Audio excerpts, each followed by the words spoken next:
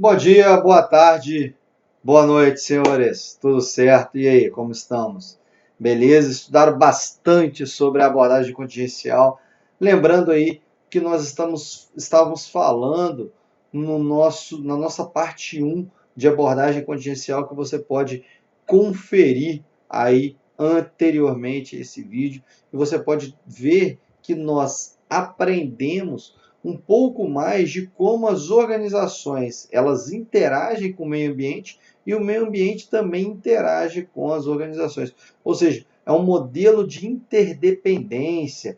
Voltando um pouquinho aí nas aulas passadas, o modelo contingencial, tudo é relativo, nada é absoluto.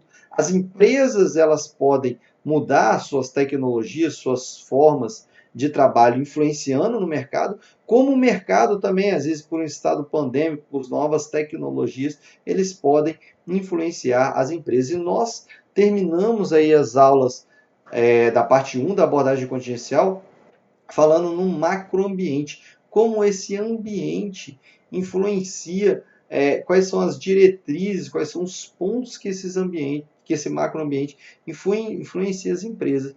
E um ponto muito interessante nós vamos começar a analisar nessa nossa aula, que é o nosso imperativo tecnológico. Pessoal, o imperativo tecnológico ele veio para ficar. Nós estamos passando por isso, novas configurações de trabalho, novos tipos de trabalho, novas configurações de relacionamento social por meio da tecnologia. Ou seja, dependendo da tecnologia, ela pode influenciar toda a estrutura e o comportamento organizacional.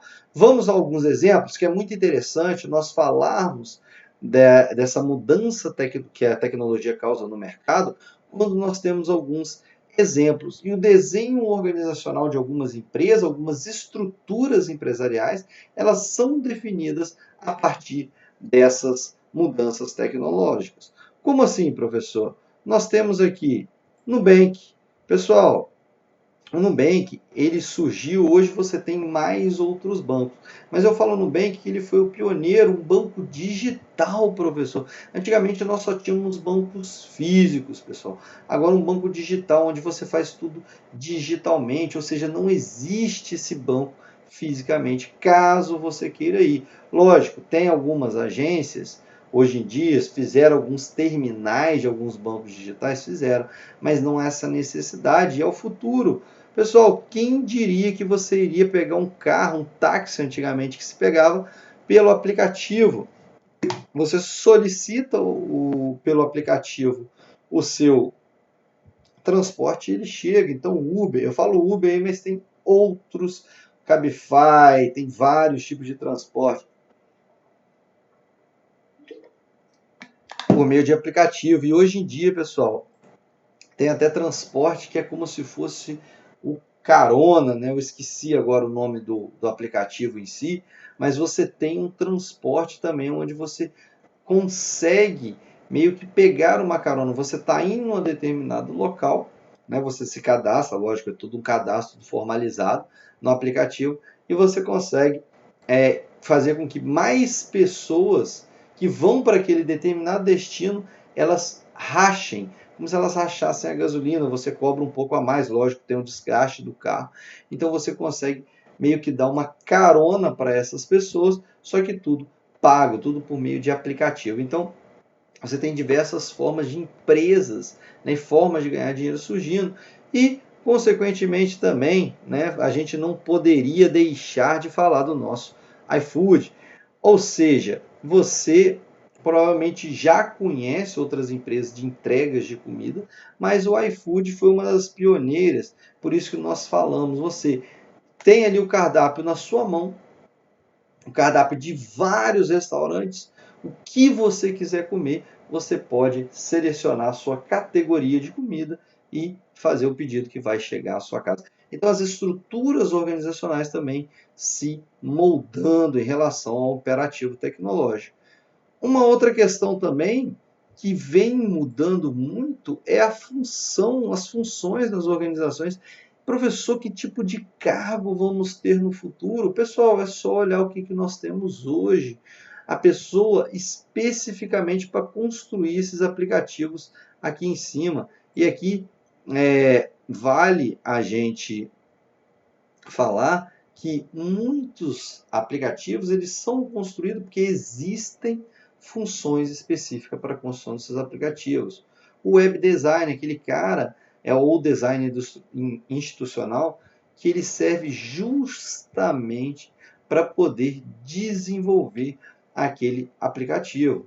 E o influenciador digital, digital influence, né, que nós temos hoje em dia são muitos, né, pessoal? Não tem nem como dar exemplo. Hoje todo mundo quer virar digital influencer, ou seja, todo mundo quer influenciar, seja para aparecer mais, seja para ter um pouco mais de seguidores, seja como trabalho, também muitas pessoas utilizam como trabalho, né? Eles vestem, eles comem, eles vão nos lugares patrocinados por essas empresas. E para a empresa é ruim? Lógico que não. Você tem uma pessoa que tem não sei quantos mil seguidores, 30 mil, 20, 30, 40 mil seguidores, é muito vantajosa para a empresa que esse produto seja oferecido, seja mostrado, divulgado por essa influência digital, principalmente se for uma pessoa mais famosa, né, pessoal? Então fica muito mais fácil para a empresa conseguir atingir o seu consumidor final, se ela usa essas figuras que estão na mídia, principalmente fazendo mais sucesso, com muitos seguidores. E eu coloco também para vocês o coach, né? Hoje a gente conhece o coach, é lógico, tem em si muita crítica do coach, mas o coach ele é extremamente importante para o desenvolvimento pessoal de muitos indivíduos. Quando ele bem trabalhado, né, lógico, você tem que ter um desenvolvimento, uma pessoa que seja um pouco profissional, mais profissional em trabalhar com desenvolvimento pessoal, você tem uma evolução muito grande aí. Beleza?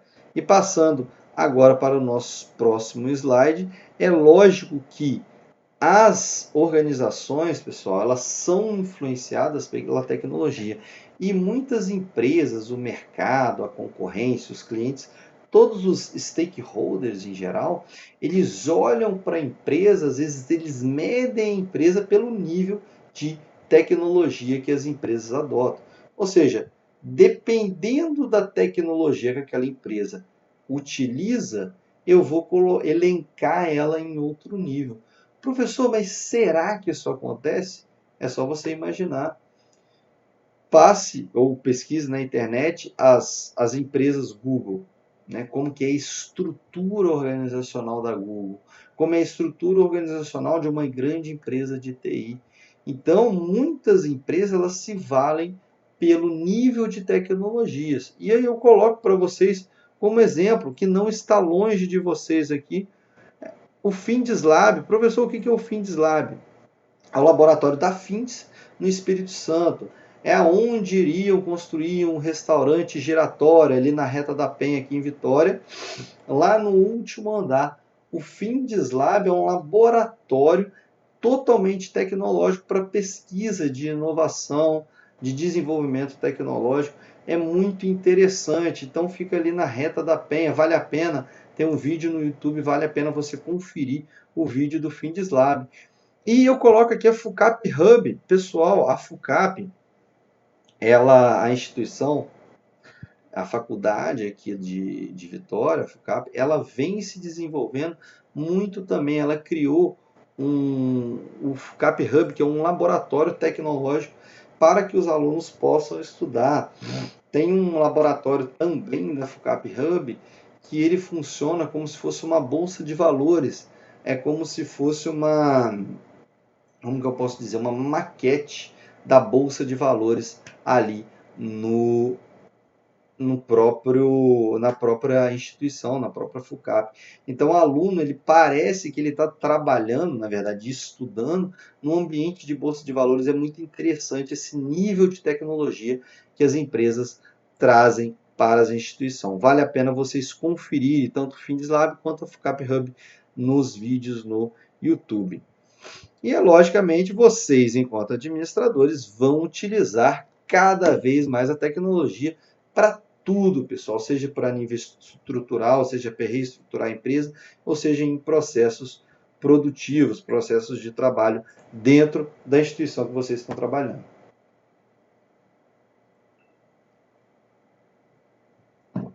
E aí, vale a pena a gente falar também de uma estrutura que nós vimos lá atrás, que é a estrutura matricial. Pessoal, a estrutura matricial ela combina duas formas de departamentalização que nós aprendemos, a funcional e a por produto ou projeto.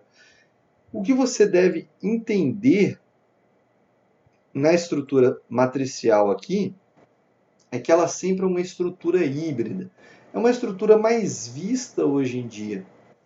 Professor, a estrutura matricial talvez seria um tipo de estrutura orgânica que a gente viu nas aulas passadas? Sim, a estrutura orgânica, lembrando, ela se entrelaça entre si, você tem várias conexões sendo feitas ao longo de toda a cadeia, toda a hierarquia da empresa.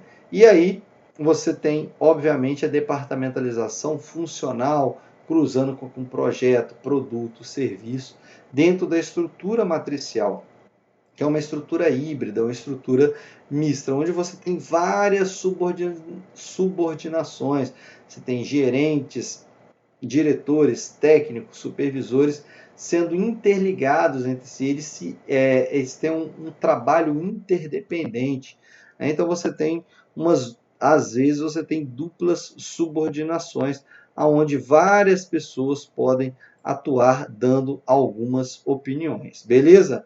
Aqui você tem a estrutura matricial, onde você tem várias áreas da administração e a forma híbrida ou mista de dupla subordinação e de interligação dentro da estrutura. É muito importante você observar essas estruturas orgânicas, que elas fazem cada vez mais parte do dia a dia de muitas empresas. Ou seja, você tem estruturas que elas conversam, elas se interligam entre si. Essa é uma lógica cada vez mais de mercado para as empresas contemporâneas que nós temos hoje em dia. Beleza, pessoal? Então nós ficamos por aqui nesse primeiro vídeo da parte 2 da abordagem contingencial. Até o nosso próximo vídeo, pessoal.